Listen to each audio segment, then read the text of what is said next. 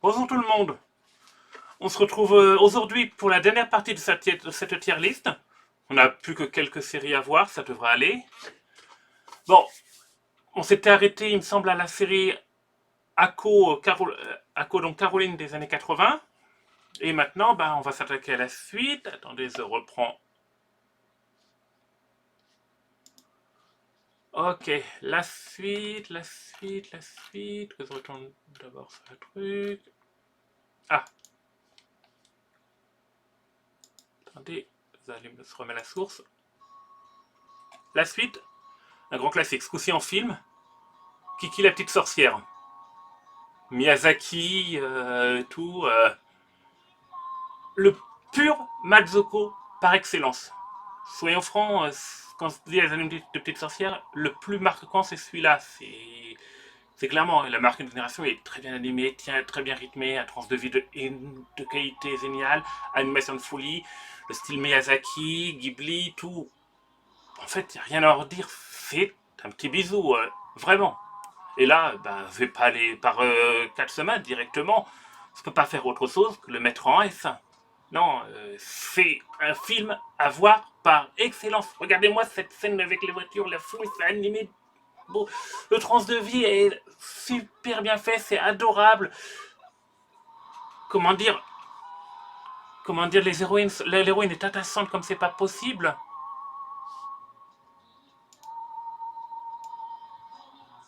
Franchement, non. Comment dire Kiki, c'est à voir. C'est vraiment à voir, même pour la culture de l'animation en général. Donc oui, c'est directement en S. Allez, c'est parti. Je vire ça et elle est là en S. Il n'y a pas d'interview C. Elle ne met. S'il y a bien une série qui a sa place en S, c'est elle. Enfin, pas pour un film. Voilà, c'est un film, mais bon. Je repasse maintenant à la suite.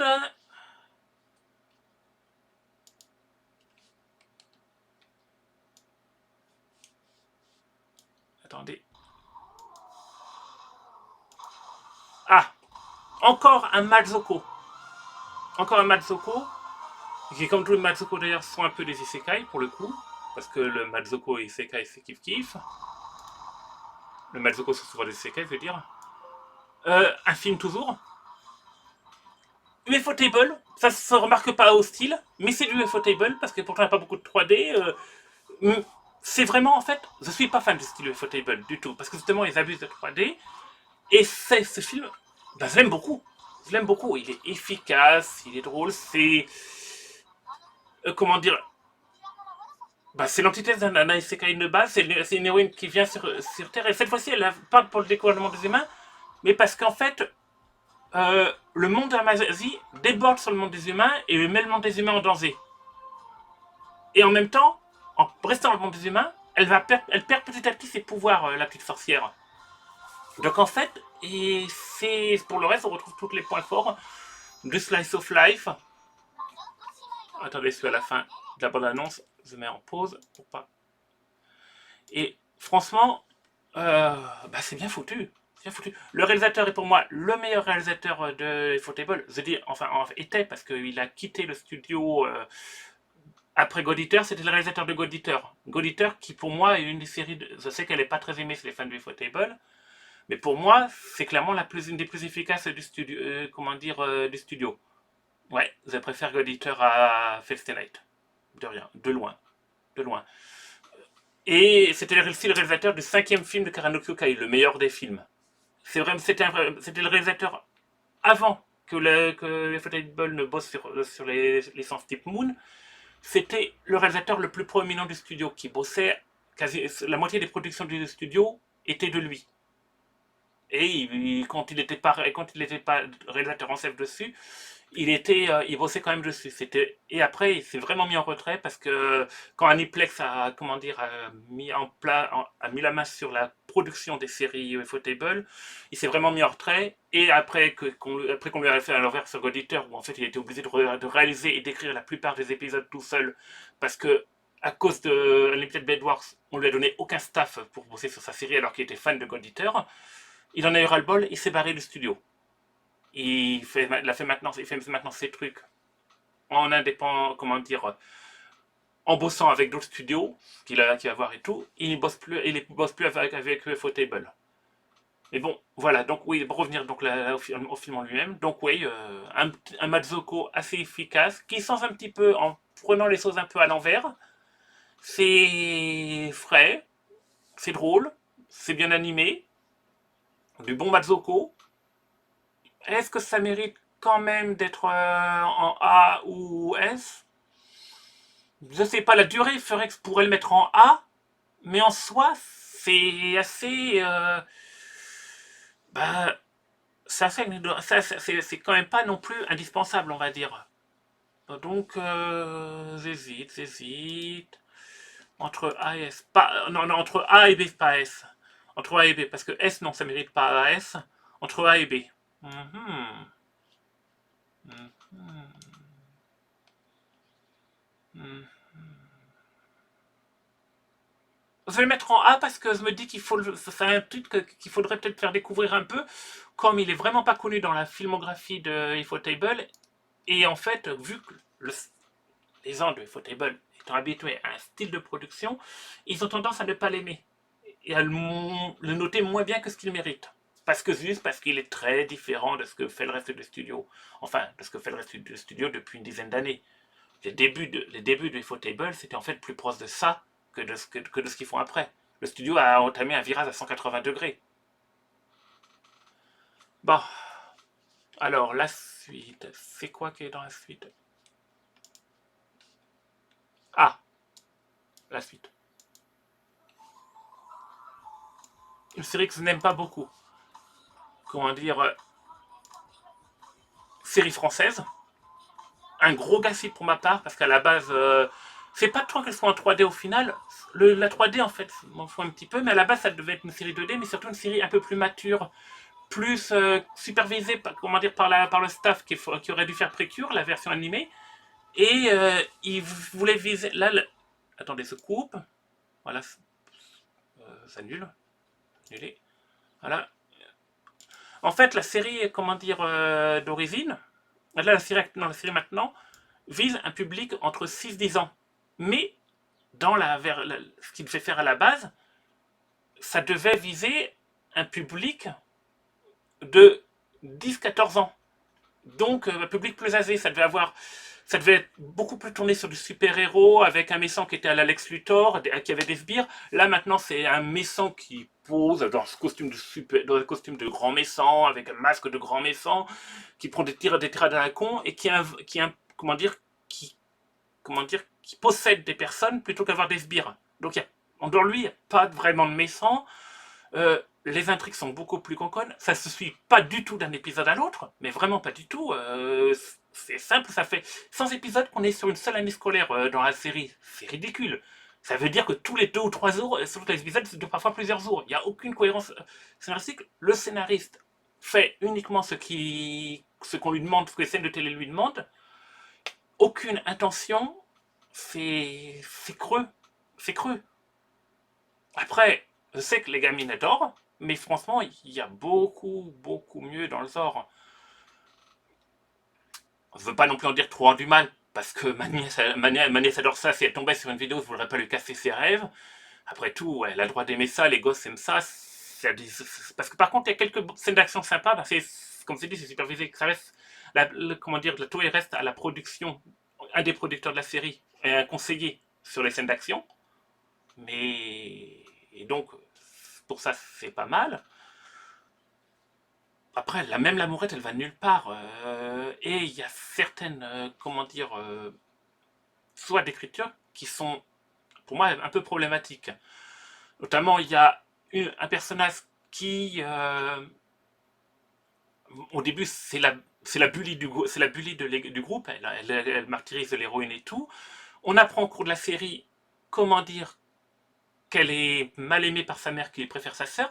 Mais l'écriture étant tellement basique, la série reste à la faire la méchante, et quand elle essaye d'être gentille, elle est sous lamentablement et décide de devenir, et à cause de ça, elle est frustrée, elle est mise à l'écart par tout le monde, et à cause de ça, elle devient encore plus méchante. c'est très, très problématique. Ça veut dire que, comment dire, alors que quand on c'est une adolescente, dans l'écriture de la série, ça veut dire que quand tu as des problèmes dans la vie et que tu agis mal, tu es condamné à agir mal quoi qu'il arrive parce que personne ne te pardonnera. Et c'est pas un bon message. C'est vraiment pas un bon message. Moi, ça. Et ce problème qu'on se retrouve, c'est que tous les personnages ont un caractère de base et resteront sur cette ligne. Ils n'évolueront pas en mieux, ni en mal. Néanmoins, bien, c'est basique au possible. Non, c'est pour ça que moi, Miraculous, des, je dirais pas en eux non plus, parce que ben, j'ai pas non plus envie de trop taper dessus. C'est une série quand même pour les petits. Bon, après, on pourrait dire justement que quand on voit par exemple un Doremi qui donne de très bonnes, comment dire, de très bons messages pour les petits, là, ça donne pas vraiment un si bon message que ça. Bon, en soi, c'est assez inoffensif car ça reste superficiel, mais quand même, voilà, voilà, c'est vraiment pas génial. Allez, on passe à la suite. La suite, je crois pas que j'ai trouvé de vidéo dessus dans mon truc. Attendez, je regarde. Non, il n'y en avait pas. Il n'y en avait pas pour la suite, j'en ai pas trouvé. Donc, vous n'en avez pas besoin parce que c'était super connu. Alors, on va aller très vite sur ceux dont j'ai, comment dire, que j'ai déjà fait. Par exemple, j'avais déjà fait une tier list, comment dire, Fate Stay Night, non, comment dire, Unlimited Moon. Donc, je vous encourage à aller la voir pour que je parle davantage. Et donc, Prisma Ilia, pour moi, c'est très mauvais à cause du fan service excessif et du fait qu'à la base, c'est censé être une parodie, mais que ça finit par se prendre au sérieux et que ça ne marche pas, surtout avec l'humour à la con à côté et le fan service. C'est pour moi, c'est du E. Voilà, directement. Madoka, je vous conseille aussi d'aller voir les réactions que se fait avec Momoun. Les gens en parlent plus longuement dedans. Vous n'aimez pas particulièrement la série. Pour moi, en déconstruction, Princesse Tutu fait beaucoup mieux. Et je trouve, comment dire, que en étant plus subtile, la série manque clairement de subtilité. Elle se concentre tellement aussi sur son héroïne et son personnage principal que les autres personnages ne servent à rien, sont juste des ressorts à l'intrigue, sont leur arc expédié vite fait. L'univers est sous-exploité. Ouais, non, pour moi, Madoka, B ou C, je sais pas. Non, peut-être pas quand même du C. Allez, du B pour Madoka. Pour moi, c'est du B, pas plus. Désolé, vous voulez une bonne déconstruction, allez voir Princesse Tutu, c'est mieux. Désolé pour les fans. Ok, et on va retourner. Je pense pas que j'ai besoin de présenter Sailor Moon. Sailor Moon, c'est la base de la base en Magical Girl. C'est le Magical Girl qui, même s'il ne l'a pas inventé, a réinventé et démocratisé le Magical Girl Super Hero, le Sentai Magical Girl, qui a repris les codes d'une équipe avec qui a créé les codes d'une équipe avec différentes couleurs. Mais en fait, comme première série du Zor, ben, elle a tous les défauts d'une première série du Zor. En fait, toute la partie de trans de vie de la série n'est vraiment pas géniale par rapport au Magical Girl qui l'ont précédé. Et à cause de ça, sur une série qui est en 50 épisodes, ben, le côté trans de vie, il est très présent, c'est très répétitif. Et s'il n'est pas génial, ben, en fait, la série, elle est souvent bien chiante. Et donc, ben, pour moi, c'est leur Moon en animé. Même si les intrigues à côté de ça sont relativement de qualité, les intrigues quand on passe sur l'intrigue principale, mais le côté très répétitif et le trans de vie qui n'est pas ouf, fait que pour moi la série ne vaut pas plus de B. Et pour la version manga, ben malheureusement ça vaut pas non plus de B parce que là par contre ça va trop vite. C'est 12 chapitres pour chacune des saisons, ça va beaucoup trop vite. En plus, comment dire, beaucoup de développement, les personnages, les ennemis, les ennemis des spires, sont tous expédiés. C'est expédié. Et ça vaut aussi d'ailleurs pour la nouvelle série qui adapte fidèlement le manga, Crystal, c'est expédié. Non, pour moi, Sailor Moon en manga, aussi c'est B. Donc Sailor Moon c'est B en fait. Ça vaut pas plus que B. Et on va terminer sur un anime, comment dire, une OAV qui a été. Que vous avez, si vous avez regardé les vidéos du soir du grenier, il en a aussi parlé avec le truc attaque des tentacules, Et oui, c'est ça. En fait, c'est totalement n'importe quoi. C'est le avec crossover des Magical Girl Pierrot, où en fait, elle lutte contre des tentacules qui attaquent les jeunes filles pour les faire vieillir. C'est du n'importe quoi. Il y a du... C'est tout n'importe quoi assumé. Le pire, le réalisateur, en dehors de ça, il a fait que des trucs pour nous. C'est n'importe quoi. On sent totalement le délire, comment dire, qui est totalement con. On ne sait pas pourquoi ils ont pris ce réalisateur. Ils avaient pensé sur autre chose. C'est nul. Mais c'est tellement nul. Et tellement n'importe quoi, parce que ça se termine sur la Lune, où ils se battent avec des sabres laser, comme sur les Mazla. Il y a des pubs au milieu où Crémy est en maillot de bain et il fait des pubs sexy. Non. Je sais pas ce qu'ils ont fumé. Et pour moi, pour le côté n'importe quoi assumé, je vais mettre ça comme pour Fashion Lala, je vais mettre ça en C. En C. Parce que c'est totalement con et que ça fait. Et que, comment dire, et qu'on se marre bien quand même en regardant ça. Bah voilà, là c'est terminé. Et donc voilà le résultat final. Je m'attendais à ce qu'il y en ait beaucoup plus en B et moins en A en fait. Peut-être parce que je pense qu'à la base, il y a une personne que je pensais mettre en B, mais en y réfléchissant, ça avait plus leur place en A. Et donc, voilà. Voilà, je pense que là, la tier list est complète. J'espère que vous aurez été content de la suivre. J'espère que vous avez appris certaines choses sur les séries. Éventuellement que ça vous a donné envie de regarder certaines. Bon, voilà. On se retrouve pour une autre vidéo. Allez, salut, bye bye.